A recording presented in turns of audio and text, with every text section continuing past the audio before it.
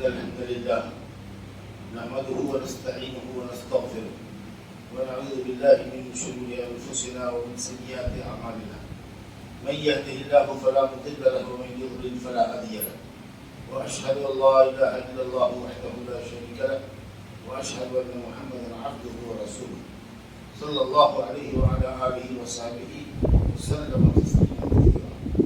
أما بعد فإن خير الحديث كتاب الله وخير الهدي هدي محمد صلى الله عليه وسلم وشر الأمور محدثاتها وكل محدثة بدعة وكل بدعة ضلالة وكل ضلالة في النار. أعوذ بالله من الشيطان الرجيم. يا أيها الناس اعبدوا ربكم الذي خلقكم والذين من قبلكم لعلكم تتقون الذي جعل لكم الأرض فراشا والسماء بناء وأنزل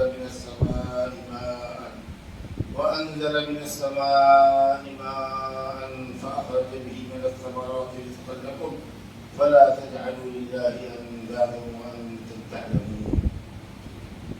وقال المولى جل وعلا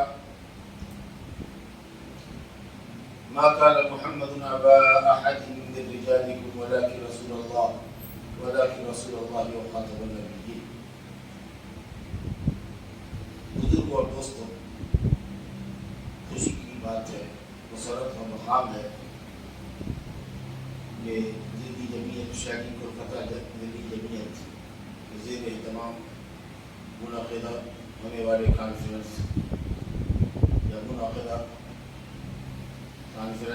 بیان نبوت کی شرکت کی مناسبت سے مجھے پہلی مرتبہ پیر خانے کی اس مسجد میں اپنے جماعتی بھائیوں سے، اپنے مسلکی بھائیوں سے مخاطب ہونے کا موقع مل رہا ہے. اللہ تعالیٰ ہمارا مل بیٹھنا مبارک فرمائے اور ہمیں کتاب و سنت کی نصیحتوں سے اللہ تعالیٰ نصیحت حاصل کرنے کی توفیق عنایت فرمائے اور کتاب و سنت کے عقیدے اور منہج پر، سلف صالحین کے منہج پر، صحابہ کے طریقے پر اللہ رب العالمین کو دلائے اور اسی پر خاتمہ فرمائے. بزرگوں اور دوستوں، میری اسلامی اور دینی بہنوں، آج کی مجلس کے لیے جو مختصر مجلس ہے اور جس میں مجھے توحید اور رسالت پر بولنے کے لیے کہا گیا ہے، پابند کیا گیا ہے، تو میں بغیر کسی تمہید کے، وقت مختصر ہے، محدود ہے اور دو موضوع پر بات کرنا ہے، توحید پر بھی اور رسالت پر بھی. تو میں اپنی گفتگو شروع کرتا ہوں یہاں سے کہ توحید اور رسالت کی گواہی، اشہد ان لا الہ الا اللہ واشہد ان محمد رسول اللہ، یہ جو ہم گواہی دیتے ہیں کہ اللہ کے سوا کوئی معبود نہیں، معبود برحق نہیں، اور گواہی دیتے ہیں کہ محمد صلی اللہ علیہ وسلم اللہ کے رسول ہیں، یہ اسلام کا پہلا رکن ہے. اسی شہادت کے بعد ہم اسلام میں داخل ہوتے ہیں. اس کے بعد ہم سے مطالبہ ہوتا ہے کہ دن رات 5 وقت کی نماز ادا کریں، سال میں رمضان کا روزہ، زکوٰۃ دے، پیداواری زکوٰۃ کے علاوہ بقیہ اشیاء کی زکوٰۃ اگر صاحب نصاب ہو تو سال میں ادا کریں، روزہ بھی سال میں 1 مہینہ رمضان کا رکھیں، عمر میں 1 مرتبہ حج کریں اگر استطاعت ہو، اور دوسری چیزوں کا مطالبہ اسلام ہم سے کرتا ہے. کب؟ جبکہ ہم توحید اور رسالت کی گواہی دے دیتے ہیں، تب جب دائرۂ اسلام میں داخل ہو جاتے ہیں تب. تو کسی بھی شخص کے اسلام میں آنے کے لیے ضروری ہے کہ وہ اللہ کی توحید کی اور محمد صلی اللہ علیہ وسلم کی رسالت کی گواہی دے دیں. یہ اسلام کا پہلا رکن ہے، اہم رکن ہے. اس کے گرد 4 ارکان ہیں: نماز، روزہ، زکوٰۃ، حج. بیچ کا پلر ہے یہی کلمہ اشہد ان لا الہ الا اللہ واشہد ان محمد رسول اللہ. دلیل حدیث جبریل، حضرت جبریل امین علیہ السلام تشریف لائے انسانی شکل میں. لمبی حدیث ہے، صحیح مسلم میں کتاب الایمان کی پہلی حدیث ہے، اور انہوں نے سوال کیا نبی صلی اللہ علیہ وسلم سے اسلام کے متعلق، ایمان کے متعلق، احسان کے متعلق اور قیامت اور اس کی علامتوں کے متعلق. حدیثیں آپ نے بارہا سنی ہیں. تو پہلا سوال حضرت جبریل نے کیا نبی صلی اللہ علیہ وسلم سے، مل اسلام یا رسول اللہ، اسلام کیا ہے؟ تو آپ نے فرمایا الاسلام ان تشہد اللہ الہ الا اللہ وان محمد رسول اللہ. اس کے بعد فرمایا وتقیم الصلاۃ وتؤتی الزکاۃ وتصوم رمضان وتحج البیت ان استطعت الیہ سبیلا. گواہی دو کہ اللہ کے سوا کوئی معبود نہیں اور گواہی دو کہ محمد صلی اللہ علیہ وسلم اللہ کے رسول ہیں. یہ دونوں گواہیاں اللہ ایک ہے بندگی میں اور محمد صلی اللہ علیہ وسلم اللہ کے رسول ہے. یہ دونوں ایک رکن ہے, دونوں مل کے ایک رکن ہے, ایک ستون ہوا, ایک کھمبا ہوا. اس کے بعد نماز قائم کرو, زکات دو, روزہ رکھو, حج کرو اگر حج کی طاقت ہے. یہ دونوں گواہیاں ایک دوسرے کے لیے لازم ہیں. جس طرح ہم پر یہ ضروری ہے اسلام میں آنے کے لیے کہ ہم یہ گواہی دیں کہ اللہ کے سوا کوئی معبود برحق نہیں ہے, کوئی سچا معبود نہیں ہے, اسی طریقے سے یہ گواہی دینا بھی ہمارے اسلام کے لیے ضروری ہے, اسلام میں آنے کے لیے کہ ہم گواہی دیں کہ محمد صلی اللہ علیہ وسلم اللہ کے رسول ہیں. یہ دونوں گواہی ایک دوسرے کے لیے لازم ہے, دونوں مل کے ایک رکن ہے. کلمے کا دونوں دو جز ہے, لا الہ الا اللہ اور محمد رسول اللہ. اگر کسی کا ایمان لا الہ الا اللہ پر ہو کہ اللہ کے سوا کوئی سچا معبود نہیں لیکن محمد صلی اللہ علیہ وسلم کو اللہ کا رسول نہ مانے تو وہ ایمان سے خالی ہے, اس کا اقرار توحید بیکار ہے. اور اگر کوئی محمد صلی اللہ علیہ وسلم کو اللہ کا رسول مانے لیکن اللہ رب العالمین کو اس کی بندگی میں اکیلا نہ مانے تو بھی وہ مسلمان نہیں ہے. دونوں جز ایک دوسرے کے لیے کمپلسری ہیں, اس لیے کلمے کا دو جز ہے, لا الہ الا اللہ محمد رسول. اور وہ یہیں سے اخذ کیا اپنے حدیث سے کہ آپ نے فرمایا کہ اسلام کا پہلا رکن یہ ہے کہ تم گواہی دو کہ اللہ کے سوا کوئی معبود نہیں اور محمد صلی اللہ علیہ وسلم اللہ کے رسول. اچھا, یہ گواہی اسلام میں آنے کے لیے ہر انس و جن کے لیے ضروری ہے کیونکہ محمد صلی اللہ علیہ وسلم تمام انس و جن کے پیغمبر ہیں. محمد صلی اللہ علیہ وسلم کی بعثت اور نبوت کے بعد تمام دین منسوخ کر دیے گئے. یہودیت ختم کر دی گئی, عیسائیت ختم کر دی گئی اور دنیا کے دوسرے مذاہب کا تو کوئی حال نہیں. نبی صلی اللہ علیہ وسلم نے فرمایا, مسلم شریف کی روایت ہے حدیث نمبر 240, کہا کہ والذی نفس محمد بیدہ, قسم اس ذات کی جس کے ہاتھ میں محمد صلی اللہ علیہ وسلم کی جان ہے, لا يسمع بی من هذه الامہ یہودی اور نصرانی. روئے زمین پر جتنے لوگ ہیں, جتنی امت ہے انسانوں کی, میں سب کا رسول ہوں, چاہے وہ آدمی یہودی کیوں نہ ہو, موسیٰ علیہ السلام کا ماننے والا کیوں نہ ہو, عیسیٰ علیہ السلام کا ماننے والا کیوں نہ ہو, میری نبوت کی اس کو خبر ملے اور وہ مجھ پر ایمان لائے بغیر مر جائے اللہ کا نبی تو وہ جہنمی ہوگا. گویا محمد صلی اللہ علیہ وسلم کی نبوت کے بعد, آپ کے رسول اور نبی بنائے جانے کے بعد سابق انبیاء کی نبوت کینسل ہو گئی. اب لوگوں کی ہدایت صرف اسلام پر ہے. ان الدین عند اللہ الاسلام. بہرحال یہ دو جز ہیں کلمے کی, توحید اور رسالت. توحید جیسا کہ آپ نے سمجھا کہ ہم گواہی دیں کہ اللہ کے سوا کوئی معبود لا الہ الا اللہ. یہ جو توحید کا کلمہ ہے ہمارا لا الہ الا اللہ, یہ دو جز ہیں اس میں, لا الہ اور دوسرا ہے الا اللہ. پہلا جملہ ہے نفی کا, لا الہ کوئی معبود نہیں ہے, ٹھیک ہے, نفی کی آپ نے معبود نہیں, کوئی معبود نہیں ہے, الا اللہ صرف اللہ, مگر اللہ. پہلے آپ نے تمام معبودوں کی نفی کی, توجہ کیجیے, آپ نے پہلے تمام معبودوں کی نفی کی کہ کوئی معبود نہیں ہے. کیا نہیں ہے معبود؟ معبود تو بہت ہے, سچا معبود نہیں. لا معبود حق, کوئی حق معبود نہیں ہے, سچا معبود نہیں ہے. جھوٹے معبود تو بنتے رہے, ہزاروں لاکھوں مل جائیں گے. سچا معبود کوئی نہیں ہے مگر اللہ, یعنی ایک اکیلا اللہ ہی سچا معبود ہے. وہی بندگی کا سچا مستحق ہے, حقیقی مستحق ہے. باقی جس کی بھی بندگی کی جا رہی ہے اس کو باطل ہے, غلط ہے. یہ ہے توحید, لا الہ الا اللہ. پہلے نفی کیجیے, کوئی معبود نہیں ہے سچا.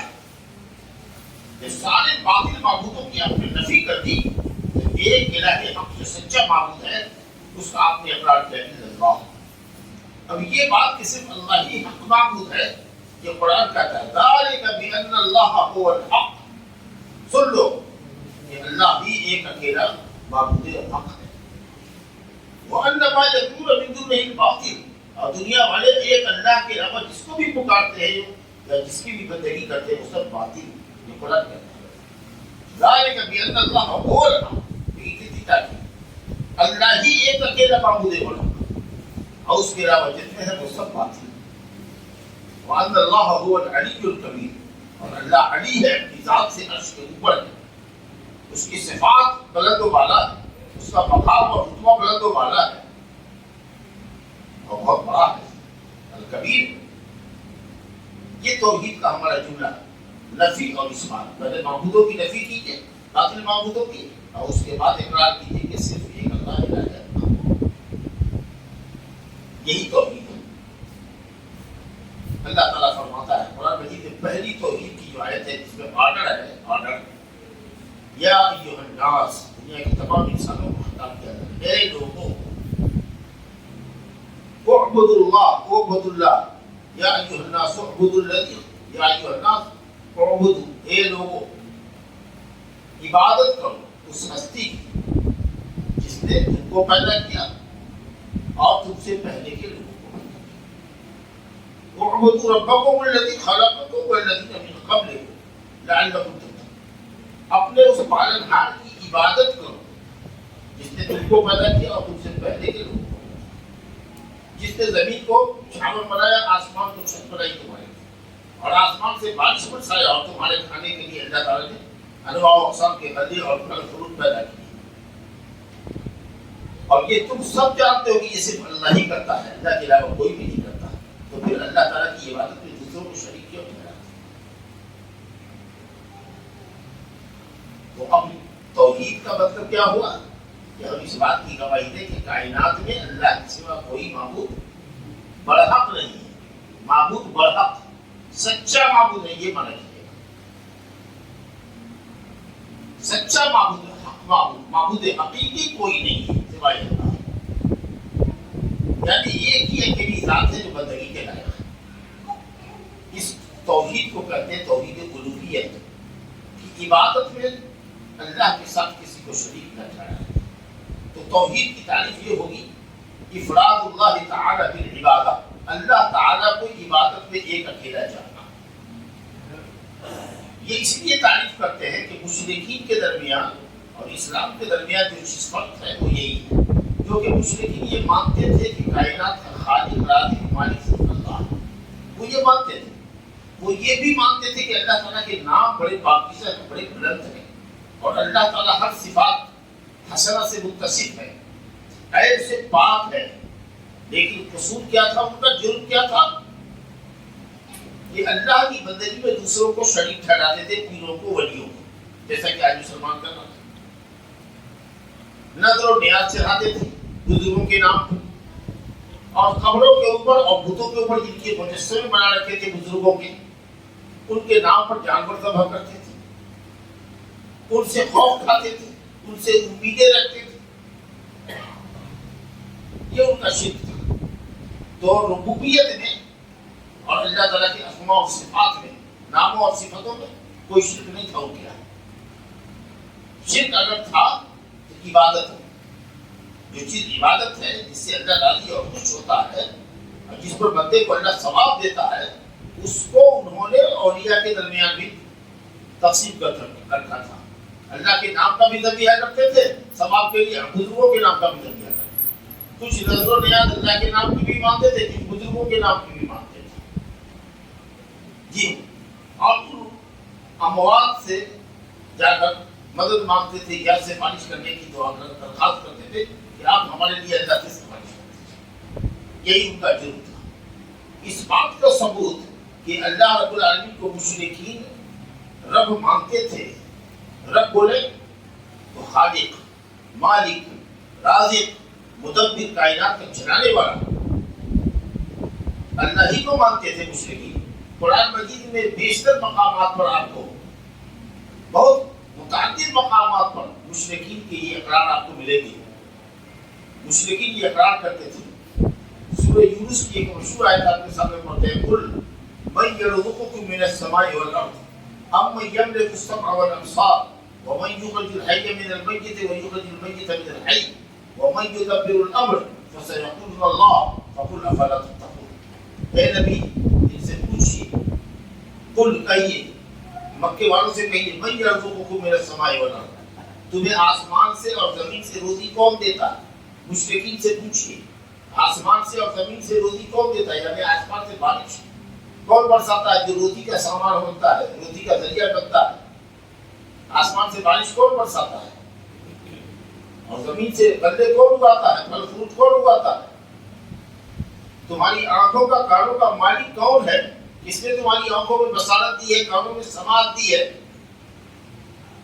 کون ہے جو زندے کو مردے سے نکالتا ہے؟ یخرج الحی من المیت، میت سے حی کو نکالتا ہے، گٹھلی سے پودا پیڑ نکالتا ہے، انڈے سے بچہ نکالتا ہے، منی سے انسان بناتا ہے اللہ، اور زندے سے مردہ نکالتا ہے، نطفہ نکالتا ہے، درخت کے پھل سے گٹھلی نکالتا ہے جو بے جان گٹھلی ہے، اور پھر اس سے جاندار نکلتا ہے اللہ۔ کون ہے جو زندے کو مردے سے نکالے، بے جان نطفے سے انسان کو پیدا کرے، اور پھر انسان سے بے جان نطفہ نکالے؟ وَمَنْ يُدَبِّرُ الْأَمْرَ، اور پوری کائنات کی تدبیر کون کرتا ہے؟ فَسَيَقُولُونَ اللَّهُ، تو میرا سوچے سمجھے، اتنا یقین ہے ان کو اس بات کی حقانیت کے اوپر کہ ان کو بلا تردد کے، بلا سوچے سمجھے نہیں، بلا تردد، بلا تفکر کے، بلا تردد کے وہ یہ کہیں گے کہ یہ البتہ اللہ ہی کرتا ہے۔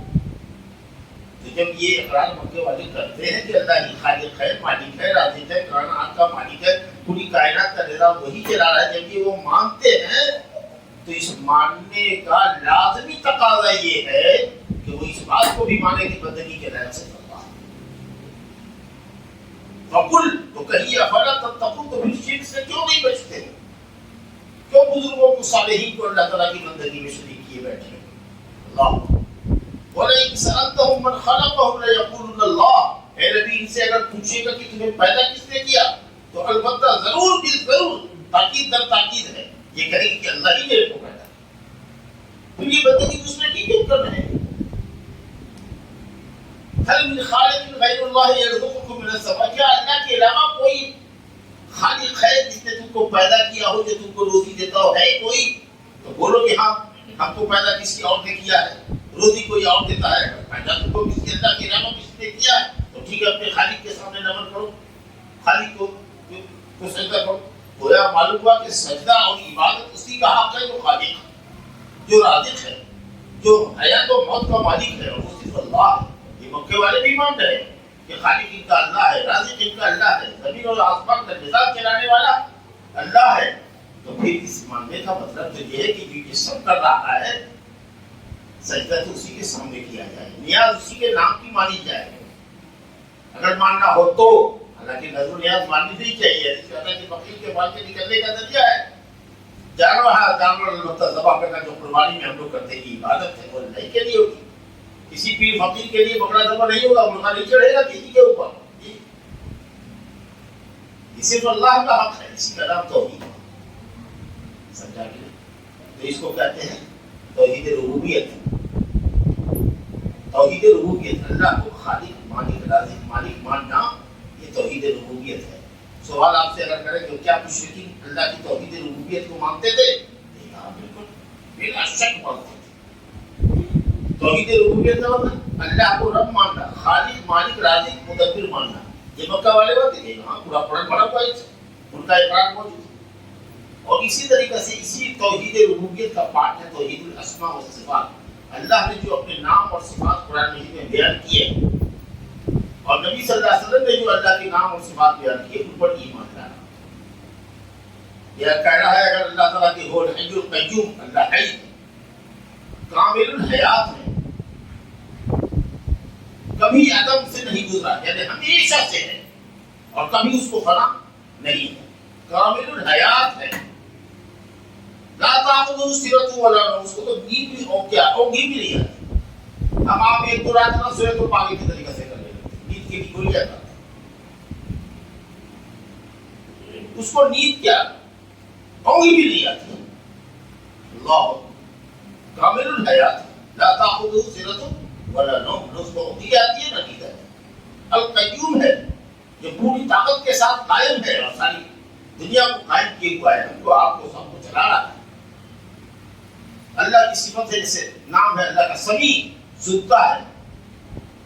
اللہ تعالیٰ سنتا ہے، ہر اونچی سے اونچی اور پست سے پست آواز کو سنتا ہے۔ اگر زمین کے لاکھوں ہزاروں فٹ نیچے بھی اگر کوئی شے ہے اور اگر وہ کچھ بول رہی ہے تو اللہ تعالیٰ، یا چل رہی ہے تو اس کی آنکھ کو اللہ تعالیٰ کے اوپر چھو رہا ہے اور اس کی نگاہ ہر چیز کو دیکھ رہی ہے، چاہے وہ کسی بھی زمین کی کسی بھی سطح میں ایک ذرہ بھی ایک کالی سے کالی چوٹی بھی اس کے علم سے باہر نہیں ہے، اس کی نگاہ سے اوجھل نہیں ہے۔ یہ جو اللہ تعالیٰ نے جو صفات بیان کیے ہیں قرآن مجید کے اندر بھی بکثرت اللہ تعالیٰ نے صفات بیان کیا ہے، هو العزیز الحکیم، هو الغفور الودود، هو العزیز الرحیم اللہ۔ تو جتنے نام اور صفات ہیں وہ سب کے سب اللہ تعالیٰ کی عظمت پر بیان کرتے ہیں کہ وہ تمام اعلیٰ صفتوں سے متصف ہے، تمام صفت کمال سے متصف ہے اور ہر عیب و نقص سے پاک ہے۔ سبحان قدوس، ہر عیب و نقص سے پاک ہے۔ سبحان اللہ و بحمدہ، اللہ ہر عیب و نقص سے پاک ہے اور ہر صفت کمال سے متصف ہے۔ تو ہمارا ایمان اور عقیدہ ہے کہ اللہ نے جتنے اپنے نام اور صفات بیان کیے ہیں سب حق ہیں اور ان پر ہم ایمان لاتے ہیں۔ اللہ کے ناموں کو اور اس کی صفتوں کو، اللہ سنتا ہے، اللہ دیکھتا ہے، اللہ بولتا ہے، اللہ ہنستا ہے، اللہ غصہ ہوتا ہے، سب پر ہمارا ایمان ہے۔ سمجھا کہ نہیں؟ لیکن کسی مخلوق کے مشابہ نہیں کر سکتے، کس کی طرح ہنستا ہے اگر ایسا کر دیں گے تو کافر ہو جائے گا، کیونکہ قرآن کہتا ہے لیس کمثلہ شیء، اللہ کے مثل کوئی نہیں ہے، تو مثال کیسے دو گے؟ فلا تضربوا للہ الامثال، اللہ کے لیے کوئی مثال نہ دو، کوئی کیفیت نہیں بتاؤ جی، کوئی کیفیت نہیں ہے۔ لیکن ہاں قرآن اور حدیث میں ہے کہ اللہ تعالیٰ غصہ ہوتا ہے، غصہ ہوتا ہے ہم مانیں گے کیونکہ اللہ نے اور رسول نے فرمایا۔ اب کیسے کا سوال کیجیے گا تو پورا بتائیے، کیفیت مت پوچھیے اور مثال کسی سے مت دیجیے۔ اور کچھ لوگوں نے یہ کہا کہ نہیں بھائی اگر نام اور صفت کو ثابت کریں گے نا تو تشبیہ لازم آ جائے گی، اس لیے ناموں کا انکار ہی کر دیا، صفات کا انکار کر دیا۔ اہل سنت والجماعت نے کہا کہ نہیں بھیا، جس طریقے سے ہم مانتے ہیں کہ اللہ کی ذات ہے، جب اللہ کی ذات کسی ذات کے مشابہ نہیں ہے تو اس طرح سے کہو کہ اللہ تعالیٰ کی صفات بھی کسی کے مشابہ نہیں ہے۔ بس جب مثال نہیں دو گے، کیفیت نہیں بتاؤ گے، تشبیہ نہیں دو گے تو کوئی بھی عیب نہیں لازم آئے گا۔ تو کہو کہ اللہ تعالیٰ لیس کمثلہ شیء، اللہ کے مثل کچھ بھی نہیں، اور ناموں اور صفتوں کو ثابت کرو، وہ سمیع البصیر، وہ سننے والا ہے، وہ دیکھنے والا ہے۔ تو ناموں اور صفتوں کا انکار کرنا بھی کفر، اور اللہ تعالیٰ کی صفت کو کسی بندے کی صفت جیسا قرار دینا بھی شرک۔ تو اس بات کے اوپر مکہ والے کا بھی اتفاق تھا۔ صرف قرآن نے کہا وَهُمْ يَكْفُرُونَ بِالرَّحْمَٰنِ، صرف ایک لفظ رحمان جو اللہ کا نام ہے، بسم اللہ الرحمن الرحیم، الرحمان کا وہ انکار کرتے تھے۔ بعض قبیلہ وہ کہتا تھا کہ رحمان نام کا آدمی ایک آدمی یمامہ میں ہے، وہی مسیلمہ کذاب جس نے نبی صلی اللہ علیہ وسلم کی زندگی میں اور بعد میں بھی نبوت کا دعویٰ کرتا تھا، حضرت ابوبکر صدیق کے زمانے میں قتل کیا گیا۔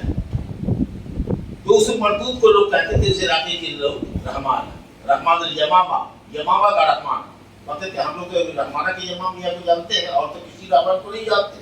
اللہ نے کہا نہیں، اللہ کا نام ہے قُلِ اللَّهُ عَبِدُ الرحمٰن، اللہ کو اللہ کہہ کے پکارو کہ رحمان کو پکارو، اس کے بہت سارے پاکیزہ نام ہیں، جن ناموں سے پکارو گے وہی ایک ذات ہوگی، ایک ذات ہے، اس کی بہت سے نام، بہت سی صفات ہیں جو اللہ تعالیٰ کی عظمت کو دلاتا ہے۔ باقی صرف اس ایک لفظ رحمان کے علاوہ قرآن مجید میں کہیں بھی نہیں ہے کہ مکہ والوں نے کسی نام کا یا مشرکین عرب نے کسی نام کا انکار کیا۔ تو معلوم یہ ہوا کہ رب بھی اللہ ہی کو مانتے تھے مکے والے، اور نام اور صفتوں کا بھی ان کے یہاں پورا اقرار تھا۔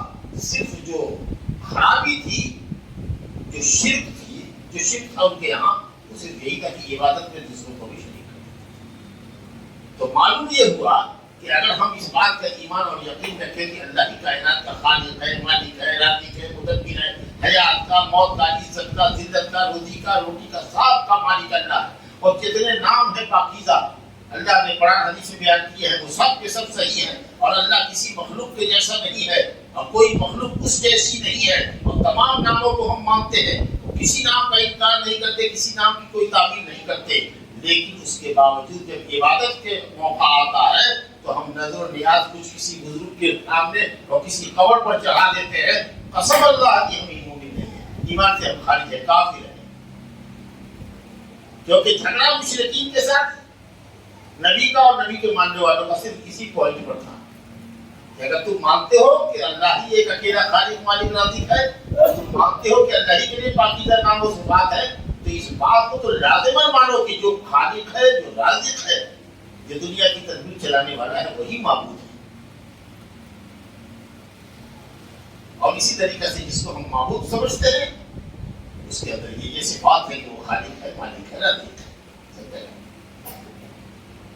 تو اگر کوئی کرتا ہے کلمہ لا الہ الا اللہ، اس کا معنی سمجھتا ہے کہ اللہ کے سوا کوئی معبود برحق نہیں، اس کے اوپر دل میں یقین رکھتا ہے، ادنا درجے کا شک نہ ہو کہ اللہ کے علاوہ بھی کائنات میں کوئی ہے جس کے لیے بندگی جائز ہے، دل ایک دم مطمئن ہو اور زبان سے اس کلمے کا اقرار کرے لا الہ الا اللہ، اور اپنے عمل سے بھی اس کو ثابت کرے کہ کائنات میں کوئی بھی ہستی ایسی نہیں ہے جس کی ہم بندگی کریں، جس کے سامنے ہم سجدہ بجانا ہے، جس کے سامنے ہم رکوع کریں، جس پر ہم قربانی کریں، جس پر ہم نذر و نیاز چڑھائیں، جس کے نام کی قسم کھائیں، جس سے ہم اولاد مانگیں، جس سے ہم شفا مانگیں، جس سے ہم اپنی مصیبت کو دور کرنے کے لیے کہیں، جس کے لیے ہم نماز پڑھیں۔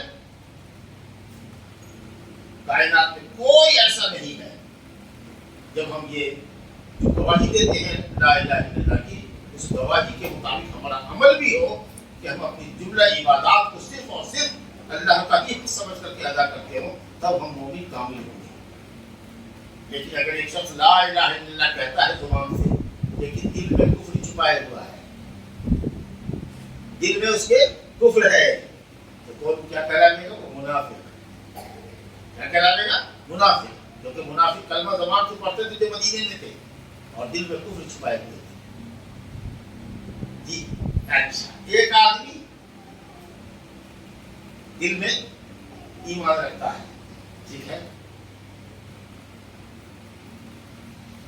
اور زبان سے کلمہ بھی پڑھتا ہے لا الہ الا اللہ، لیکن اس کا عمل شرکیہ ہے، قبر پر جاتا ہے، سجدہ کرتا ہے، نذر و نیاز چڑھاتا ہے، رکوع کرتا ہے، طواف کرتا ہے، وہ کیا ہے؟ کافر۔ ایک شخص دل میں کفر چھپائے ہوئے، زبان سے کلمہ پڑھتا ہے، آتا ہے، نماز بھی پڑھتا ہے، قبر پہ نہیں جاتا، مگر دل میں کفر چھپائے ہوا ہے، قول میں اس کے اللہ ہے، عمل بھی بظاہر مسلمانوں جیسا کر رہا ہے، توحید والوں جیسا عمل کر رہا ہے، لیکن دل میں کفر چھپائے ہوا ہے۔ کون کیا کہلاتے گا؟ منافق۔ وہ بھی دائمی جہنمی ہوگا، وہ بھی دائمی جہنمی ہوگا، کیونکہ اس کے دل میں کفر ہے۔ تمہارے دل میں کفر نہیں ہے، تمہاری زبان پہ بھی کفر یا کلمہ نہیں ہے، لیکن تمہارا عمل کافروں جیسا ہے۔ غیر اللہ کے سامنے سجدہ ریز ہو، غیر اللہ کے سامنے نذر و نیاز چڑھاتے ہو، قسم اللہ کی تم کافر ہو۔ کافر اور مومن دونوں جہنم میں ہوں گے۔ ان اللہ جامع المنافقین جامع الکافرین والمنافقین فی جہنم جميعا۔ اللہ ایسے منافقوں کو جن کے دل میں کفر ہے اور ایسے کافروں کو جن کا عمل کافروں جیسا ہے، جو رب کو مانتے ہی نہیں ہے کلمے سے، یا دل سے نہیں مانتے، عمل سے نہیں مانتے، اور وہ جو زبان سے کلمہ اشہد ان لا الہ الا اللہ کا تو پڑھتا ہے جیسے ہمارے مسلمان، کیونکہ وہ مسلمان کہتے ہیں کلمہ پڑھتے ہیں، لیکن عمل ان کا یہ ہے کہ وہ سب کو سجدے میں ڈالے ہوئے ہیں، قبر والوں کے سامنے سجدہ کر رہے ہیں، قبر والوں سے اپنی بپتا کہہ رہے ہیں، قبر والوں سے اپنی مصیبت دور کرنے کی گزارش کر رہے ہیں، قبر والوں سے اولاد مانگ رہے ہیں، صحت مانگ رہے ہیں۔ ایسے لوگ کیا ہوئے؟ کافر۔ مسلمان کون ہوگا؟ جس کے دل میں ہو کہ اللہ کے سوا کوئی معبود نہیں، یقین، اعتقاد، پختہ عقیدہ ہو اس کا، دل اس حقیقت پر مطمئن ہو کہ کائنات میں کوئی ہستی جب خالق مالک رازق نہیں ہے، حیات و موت کی مالک نہیں ہے، تو کائنات میں کوئی ہستی عبادت کے لائق، ٹھیک ہے۔ اور اسی کا اقرار ہم زبان سے کریں، اشہد ان لا الہ الا اللہ، کوئی معبود کائنات میں کوئی معبود سچا نہیں ہے، جس کی بھی جہاں پرستی ہو رہی ہے، جس شکل میں ہو رہی ہے، وہ سب باطل معبود ہے، بندگی کے لائق صرف اللہ، عبادت تو صرف اسی کا حق ہے۔ اور عمل سے بھی ہم یہی ثابت کرتے ہیں کہ ہم اللہ کے علاوہ کسی کے سامنے سر و سجود نہیں ہوتے، ہم اللہ کے علاوہ کسی کے سامنے سر و نظر نہیں کرتے، ہم اللہ کے علاوہ کسی سے امید نہیں رکھتے ایسے کاموں کی جو صرف اللہ کرتا ہو۔ اللہ کے سوا کسی سے ہم خوف نہیں کھاتے، ایسا خوف جو عبادت کے لیے ہو، تب جا کر کے ہم مومن ہوتے ہیں۔ تو صرف کلمہ پڑھ لیا، لا الہ الا اللہ پڑھ رہے ہیں لیکن کافر جیسا کام کر رہے ہیں تو آپ کافر ہیں، چاہے 1000 مرتبہ آپ کلمہ پڑھیں کیونکہ آپ کا عمل کفر ہے۔ تو اس لیے پکے مومن کے لیے ضروری ہے کہ دل میں بھی ایمان ہو، زبان پر بھی کلمہ توحید ہو اور عمل میں بھی توحید ہو کہ بندگی بلا شرکت غیر اب اللہ کے لیے۔ اس لیے کیسی ہی مصیبت آئے اس کا دور کرنے والا صرف اور صرف اللہ ہے۔ یہ ایمان اور یقین رکھو گے۔ شیطان بہکا کر کے مزاروں کو ڈالے جائے، بھٹکائے نہیں۔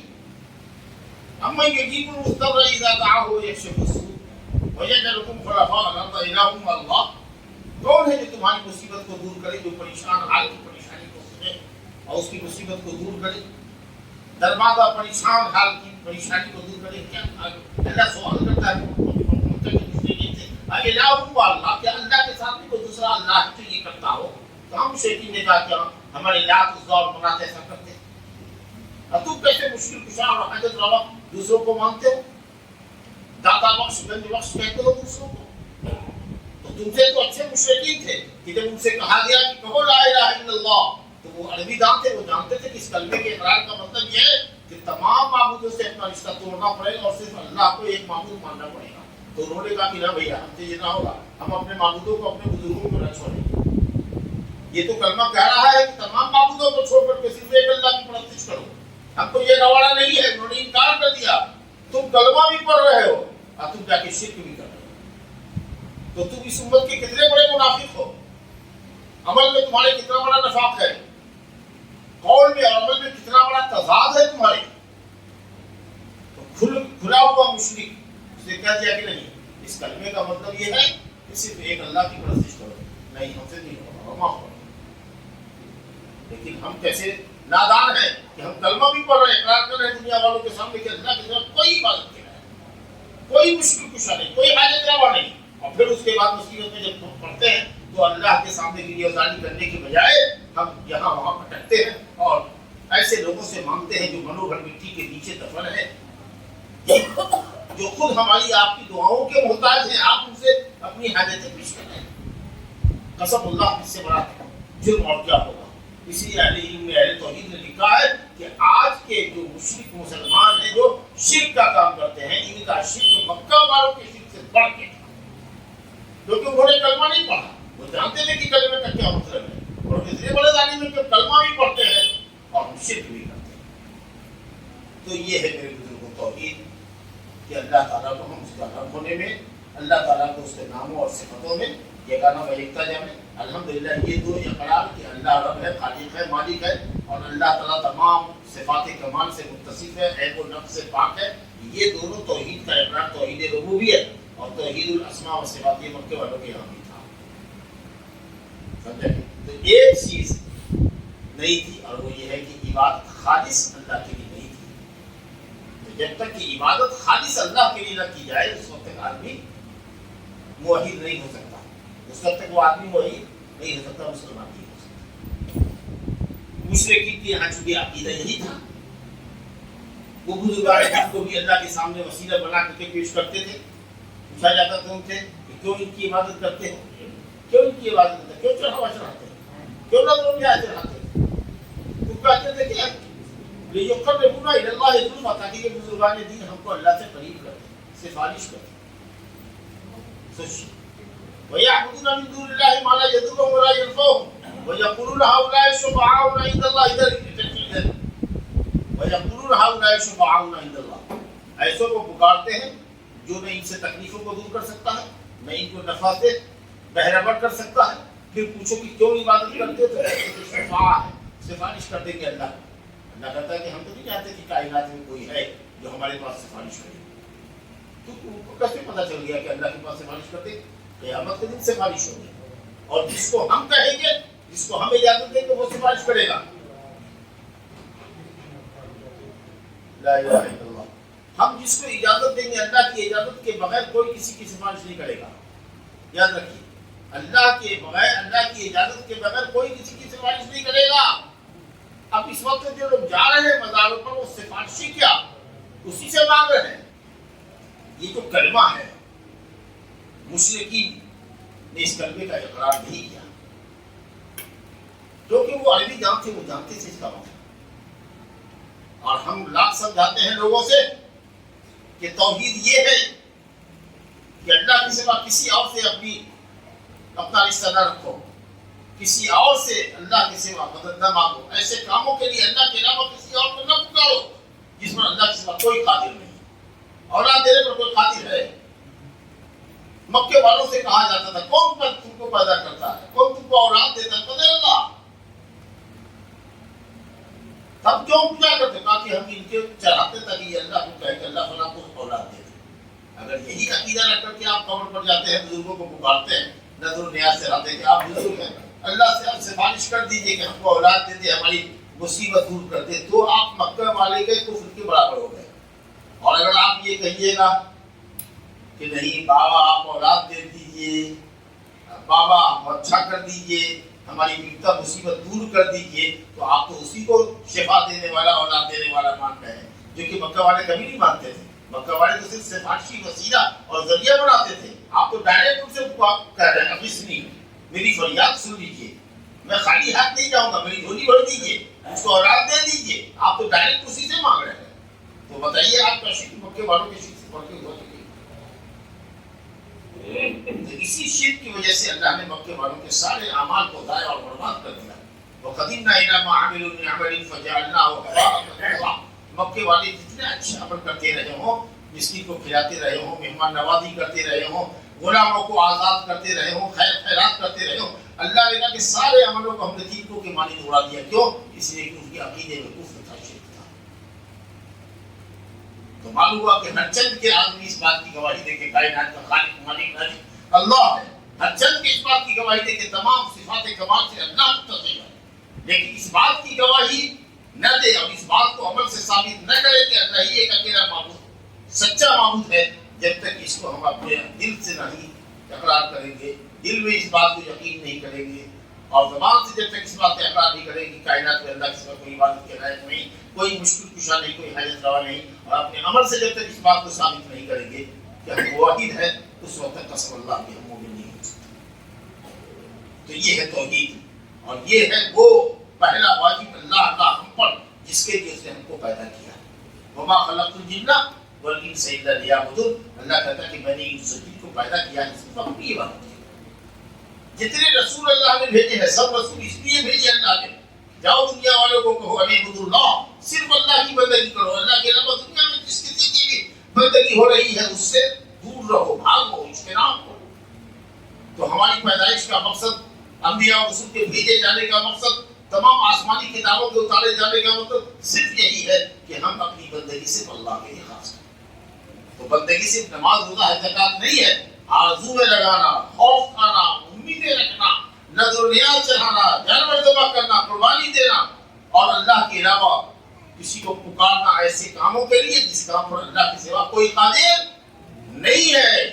یہ شرک اکبر ہے, اور جو اس شرک میں ملوث ہے جب تک وہ توبہ نہیں کرتا, اگر وہ مر جائے گا تو دائمی جہنمی ہوگا, دائمی جہنمی, کیونکہ وہ مشرک مرے گا. اور اللہ نے کہا انہ من یشرک باللہ فقد حرم اللہ علیہ الجنہ.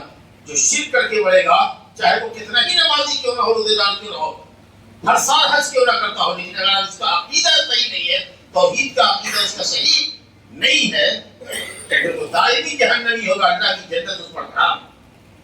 میرے بزرگوں دوستوں, کسی بھی عبادت کا جس کے کرنے کا اللہ نے اپنے لیے حکم دیا ہے, چاہے وہ عبادت قولی ہو فعلی ہو,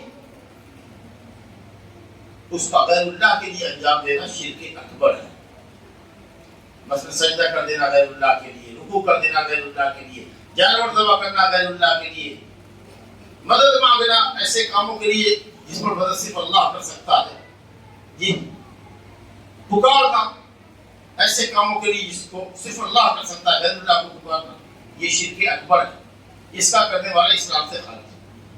اور کچھ شرک اصغر ہے، وہ سب اسباب اور ذرائع جو شرک تک لے جانے والے ہیں، اس کو کہتے ہیں شرک اصغر، چھوٹا شرک۔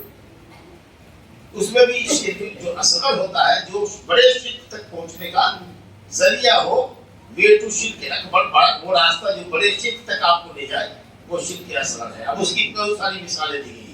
اب اس میں ایک شرک جلی ہے، ایک شرک خفی ہے۔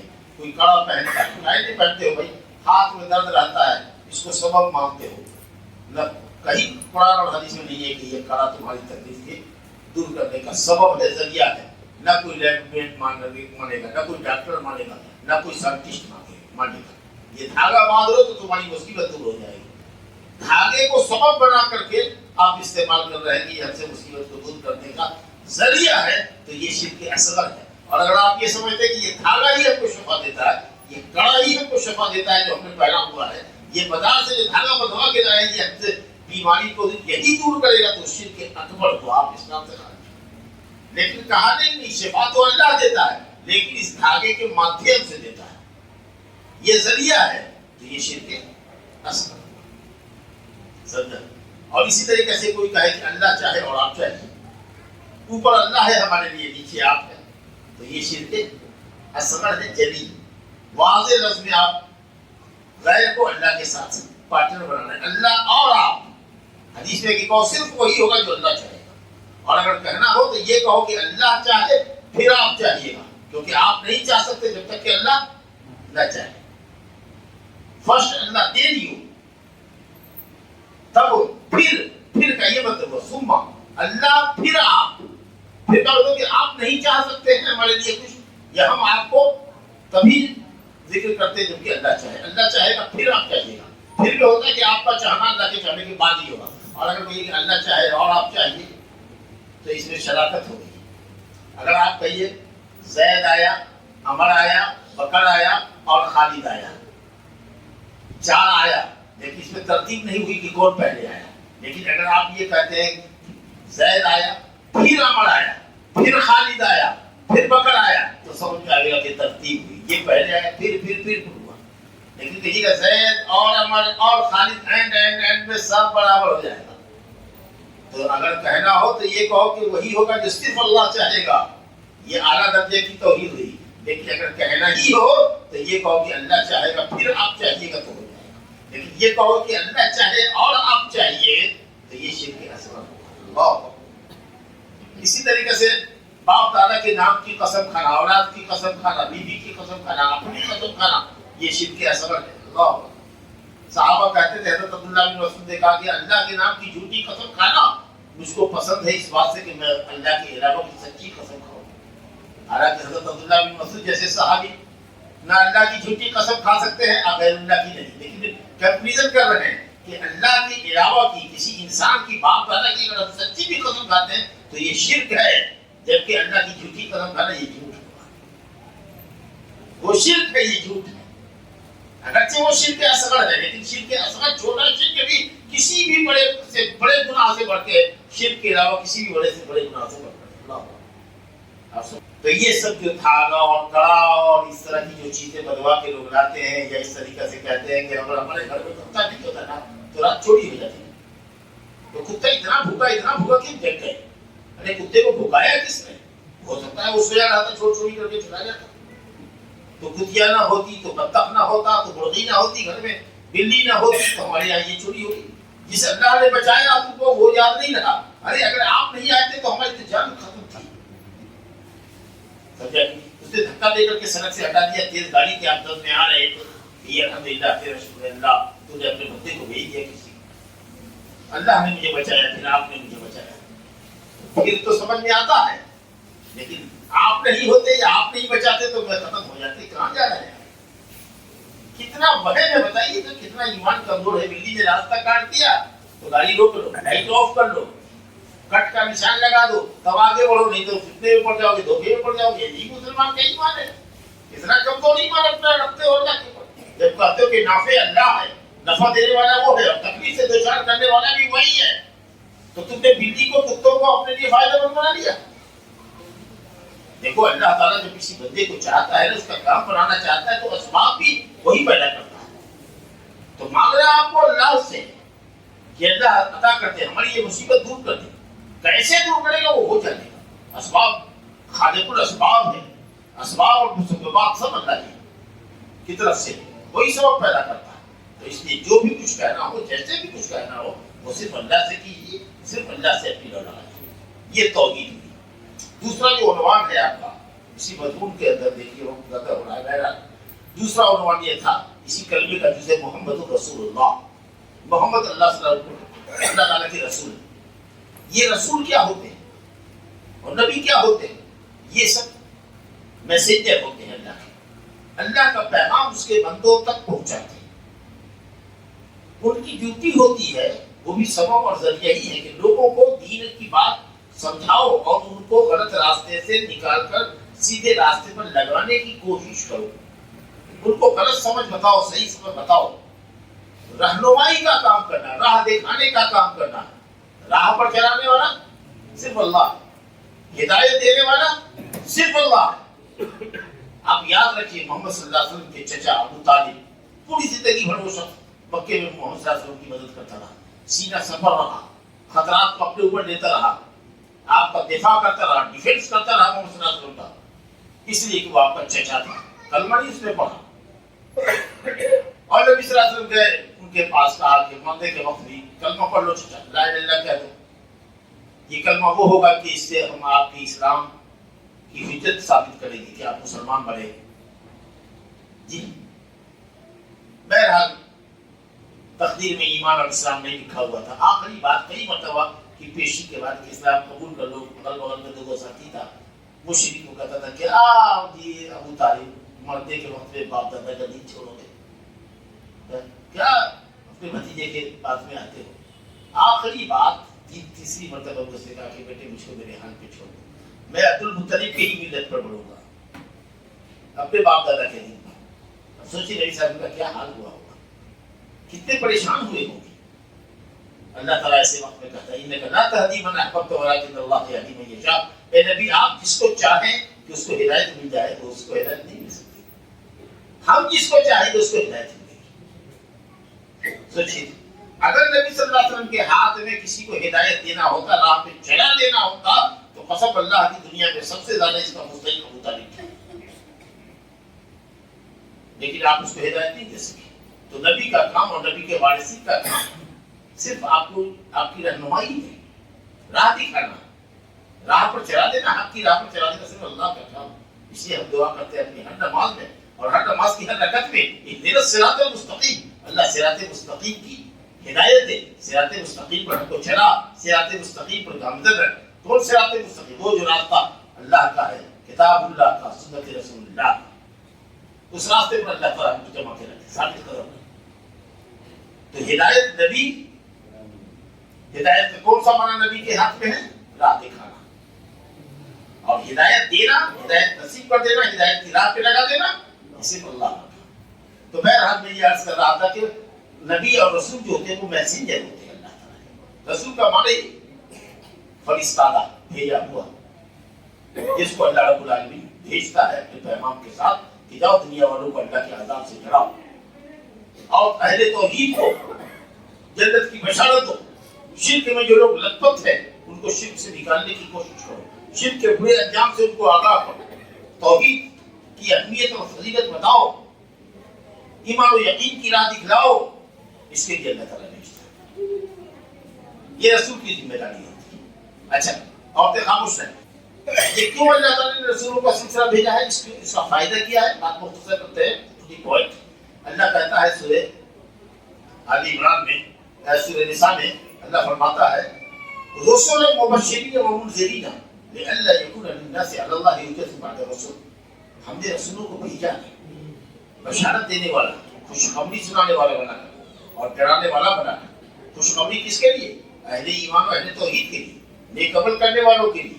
دنیا اور آخرت کی بشارت ہو کہ دنیا بھی پاکیزہ رہے گی، آخرت میں جنت ملے گی. ومنذرین، اور شرک کرنے والوں کو ڈراؤ، شرک کے برے انجام سے، بھیانک انجام سے شرک کرنے والوں کو ڈراؤ. رسول مبشرین ومنذرین، بشارت دینے والا، ڈرانے والا بنا کر بھیجا.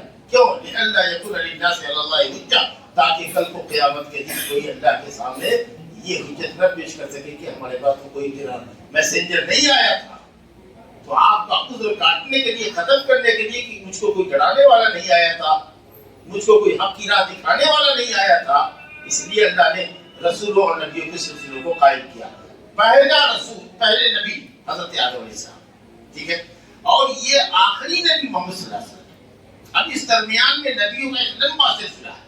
حدیث ابوذر کے اندر ہے کہ 1,24,000 انبیاء کرام ہیں اور رسول آئے 313 یا 315. رسولوں کی تعداد کم رہی، نبیوں کی تعداد زیادہ رہی. اب آپ کہیے گا نبی اور رسول کیا ہے؟ تو اہل علم نے فرق کیا ہے. کہ رسول کا مقام اونچا ہوتا ہے، اس کے پاس اپنی شریعت ہوتی ہے، اللہ کی طرف سے شریعت ہوتی ہے، کتاب اترتی ہے.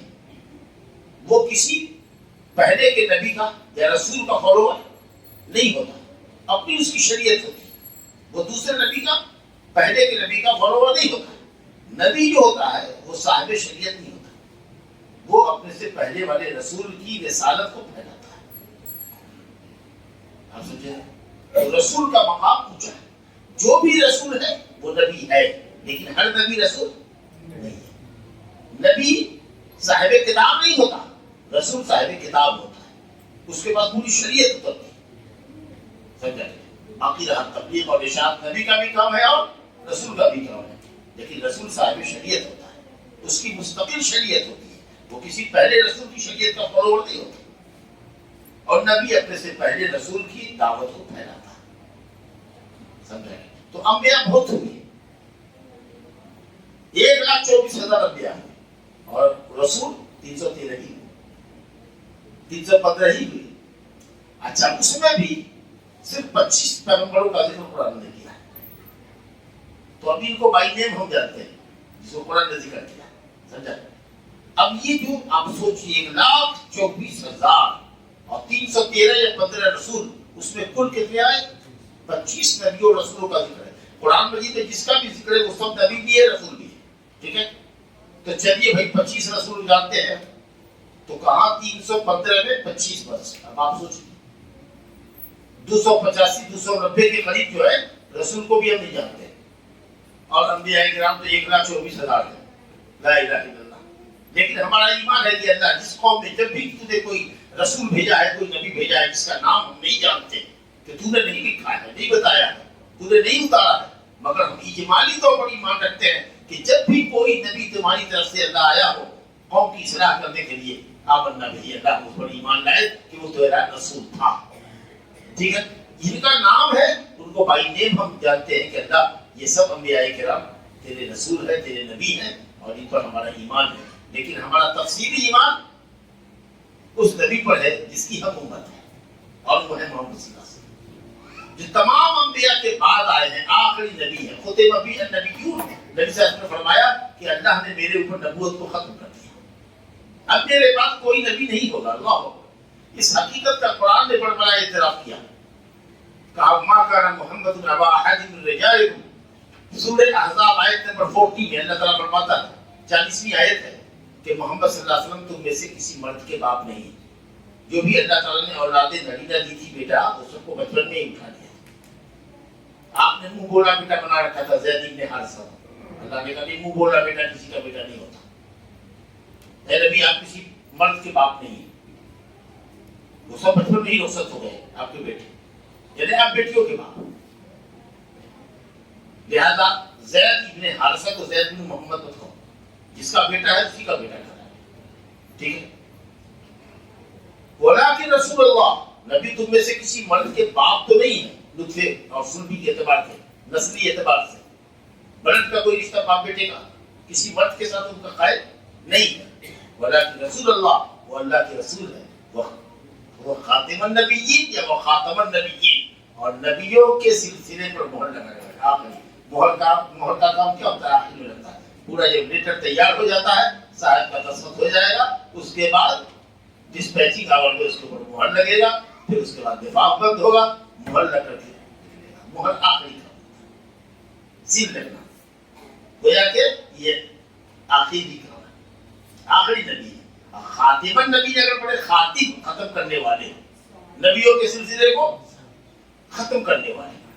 اب ابھی آپ نے سن لیا کہ نبی کا درجہ رسول سے کم ہوتا ہے، رسول صاحب شریعت ہوتا ہے. جب نبی ہی نہیں آئے گا تو رسول آئے گا؟ ارے جو کمتر نہیں آئے گا تو برتر آئے گا. یہی کمال کی بات ہے کہ اللہ تعالیٰ نے نبوت کے سلسلے کو بند کر دیا. جب نبی نہیں آئے گا تو رسول صاحب شریعت تو اور نہیں آئے گا. اگر یہ کہہ دیتا کہ رسولوں کے سلسلے کو ختم کرنے والے ہیں تو کوئی کہہ دیتا کہ نبی تو آ سکتا ہے نا، رسول نہیں آئے گا، صاحب شریعت نہیں آئے گا، لیکن نبی آئے گا. لیکن اللہ تعالیٰ نے ادنا کی نفی کی، نبی کی نفی کی. کوئی نبی نہیں آئے گا، نبی کا سلسلہ یہاں سے بند.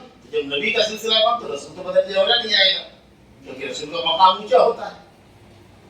آپ سمجھ رہے ہیں؟ یہ ہے اصل میں کمال کہ اللہ تعالیٰ نے یہ نہیں کہا کہ خاتم المرسلین، رسولوں کو ختم کرنے والے، رسولوں کے سلسلے کو ختم کرنے والے، یہ نہیں کہا. بڑا دروازہ کھلا رہتا، چھوڑ دروازہ کہ نبی آئے گا، لیکن نہ نبویت کے سلسلوں کو ختم کرنے والا. اور آپ نے فرمایا کہ میری مثال، بخاری مسلم کی روایت ہے، مثلی و مثل الانبیاء قبلی، میری مثال اور مجھ سے قبل کے انبیاء کی مثال اس شخص کی طریقہ سے. کیا خوبصورت حدیث ہے.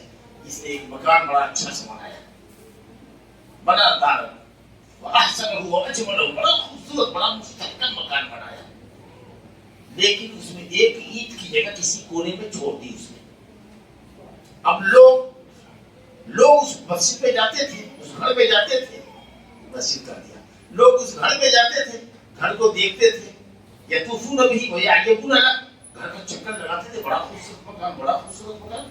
لیکن اس زاویے پر، اس کونے پر جب نظر پڑتی تھی جس میں ایک اینٹ کی جگہ خالی ہوتی تھی، تو وہ ہر دیکھنے والا کہتا تھا کہ ہنّا بولتی تھا یہ اینٹ کی جگہ کیوں رکھی گئی خالی، اس کو اینٹ سے کیوں نہیں پاٹ دیا گیا، ایک اینٹ کی جگہ کیوں خالی رہ گئی.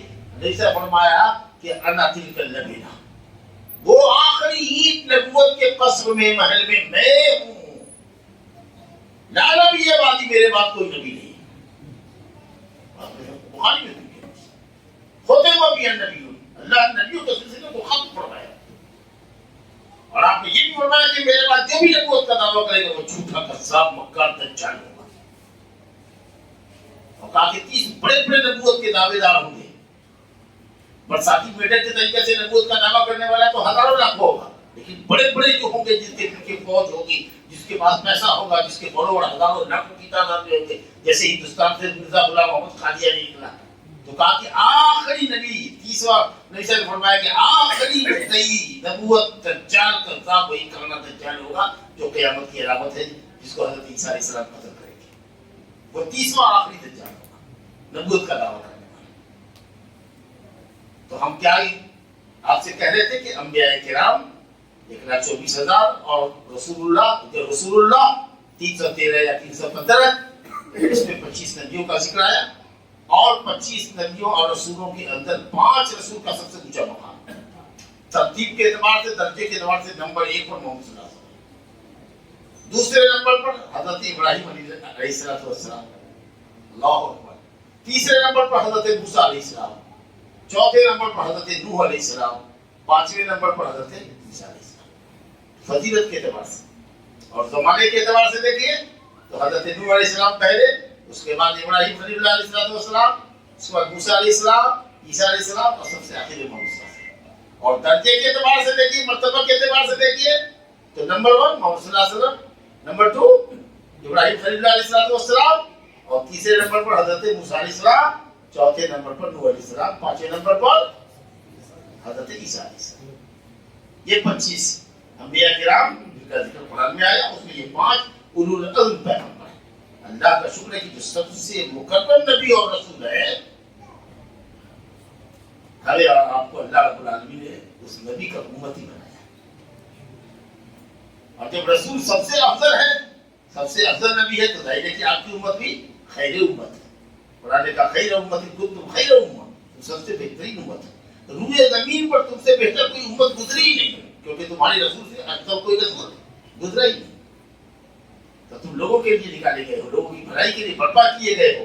اللہ پر ایمان رکھتے ہو، لوگوں کو دین کی طرف بلاتے ہو، توحید اور سنت کی طرف بلاتے ہو، شرک سے، بدعت سے، گناہوں سے لوگوں کو روکنے کی نصیحت کرتے ہو. اس لیے تم سب سے بہترین امت ہو۔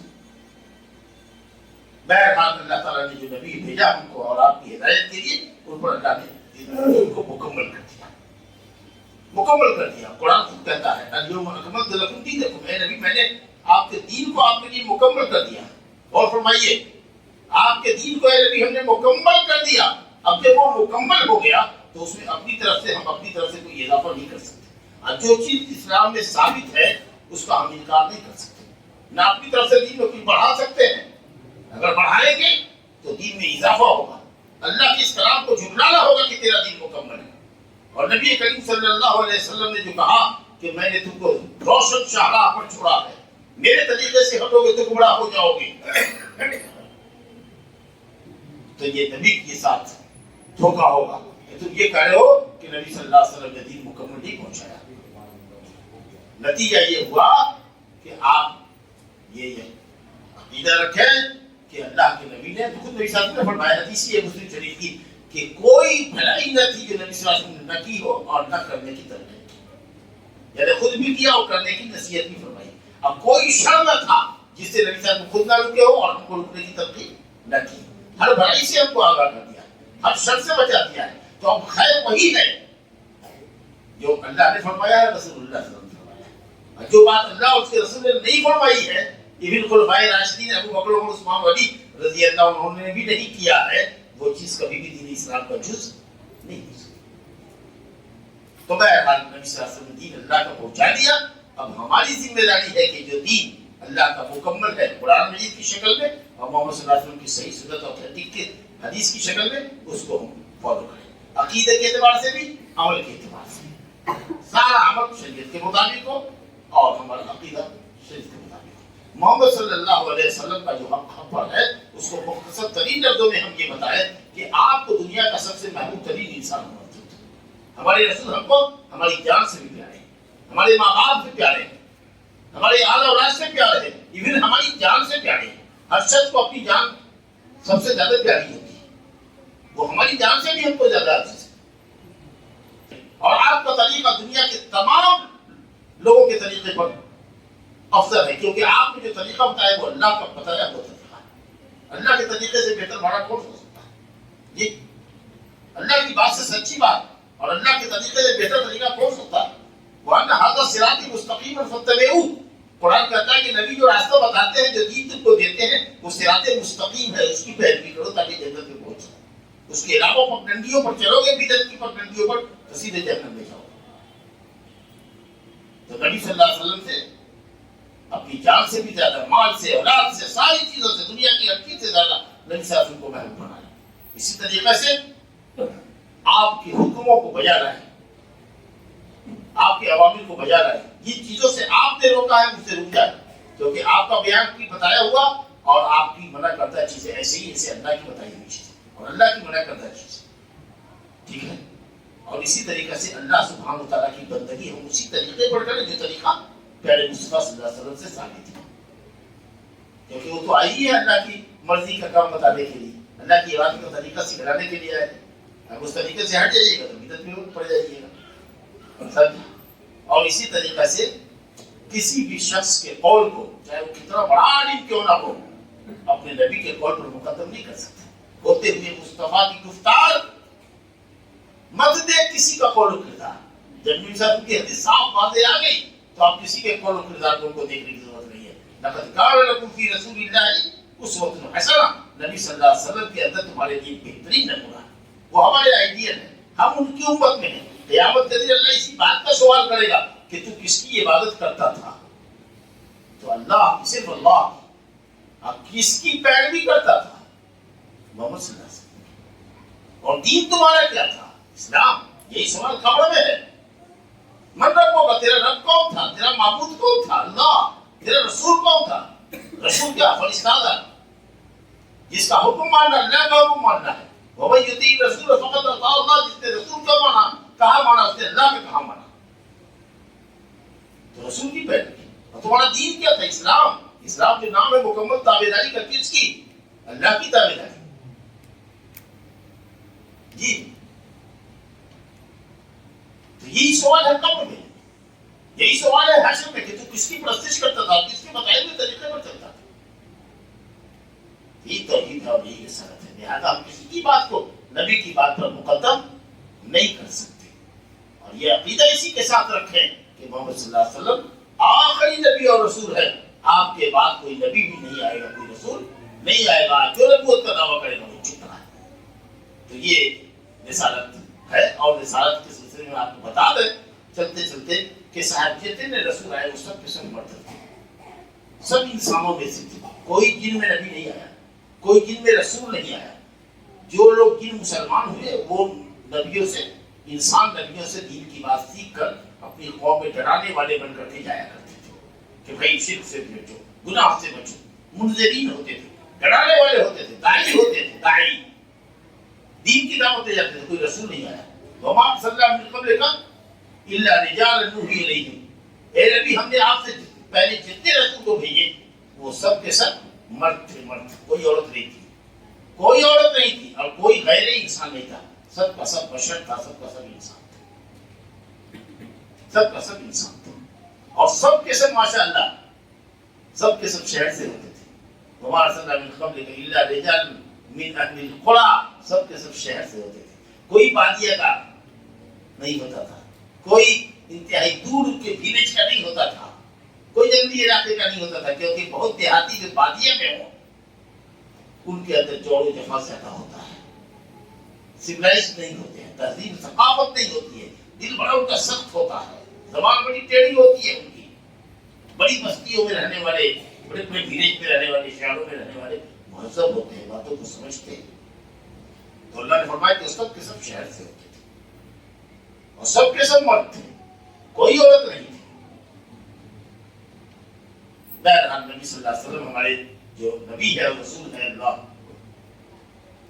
ہمیں اور آپ کو آپ کا سچا امتی بننے کی توفیق عطا فرمائے. یہ سب سے افضل ہے اور ہم سب سے افضل امت ہے. اور رسول اللہ صلی اللہ علیہ وسلم نے دین کو بکمال و بتمام اپنی امت کے حوالے کر دیا ہے. اور اللہ کے فضل سے دین محفوظ ہے اور قیامت تک محفوظ رہے گا. اور حق پر قائم رہنے والی ایک جماعت، اللہ کے نبی نے فرمایا کہ بہت گمراہیاں ہوگی، ساری امت ہماری گمراہ ہو جائے گی. بڑے بڑے میجر 73 فرقے ہوں گے اور فرقے میں بھی سینکڑوں فرقے ہو سکتے ہیں، ہزاروں ہو جائیں گے.